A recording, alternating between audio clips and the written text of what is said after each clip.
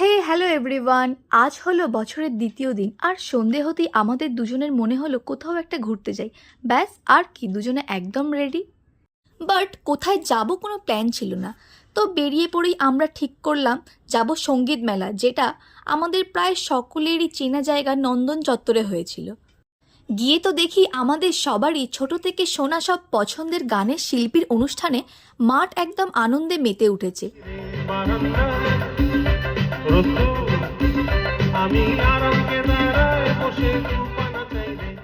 আর এখানে তো একটা সেলফি নিতেই হয় কি, তাই না? দেন এখান থেকে বেরিয়ে আমরা চলে এলাম মলে। মলে একটু ঘুরলাম, তো আমার একটা গিফট নেওয়ার ছিল, সেটা নিয়ে নিলাম। তারপর আমরা চলে এলাম ডিনার করতে এই তিব্বেতিয়ান রেস্টুরেন্টে।